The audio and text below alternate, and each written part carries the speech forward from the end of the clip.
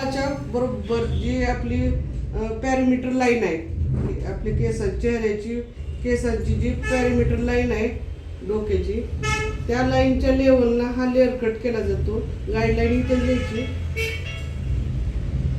Guideline इथंच घ्यायची. ह्याच्यानंतरचे सर्व केस इथं कट करून प्रत्येक सेक्शन हा कंगवा असा पकडून फोम असा पकडावा आणि नंतर सेक्शन हे फॉरवर्ड, डायगनल, फ्रंट असे सेक्शन घ्यायचे. काय फॉरवर्ड, डायगनल, फ्रंट सेक्शन असा घ्यायचे. डायगनल म्हणजे तिरछा, फॉरवर्ड म्हणजे जिकडं केस पडते त्याच्या विरुद्ध दिशेला, आणि फ्रंट म्हणजे समोरून. डायगनल, फॉरवर्ड, फ्रंट सेक्शन असा घ्यायचा आणि प्रत्येक कट करते वेळेस कंगवा असा उभा घेऊन असा सेक्शन घ्यायचा.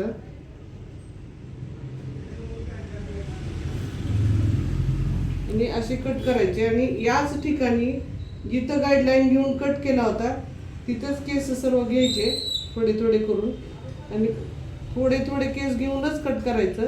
पूर्ण एकदम केस किंवा मोठा सेक्शन घेऊन कट करायचे नाही. पुढचे गाईडलाईन घ्यायची, सेक्शन घ्यायचे ना. हां, त्याचे पुढचे हां, पुढचे सेक्शन घ्यायचे, पण थोडे थोडे घ्यायचे. गाईडलाईन पुढचे असा उभा धरायचा, उभा असा असं धरायचा आणि हे असं करून हे असं घ्यायचे, असे सेक्शन घ्यायचे.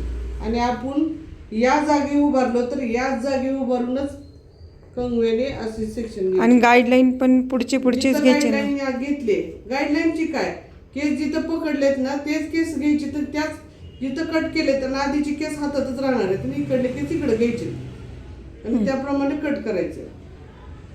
वाटल्यास जास्त होत असतील तर आधीचे एकदम अगोदरचे सोडून द्यायचे, थोडे थोडे कट केलेले केस धरून बाकीचे केस त्यात मिक्स करून त्यात कट केलेल्या लेवलनं कट करायचे केस, म्हणजे लेअर कट होतो.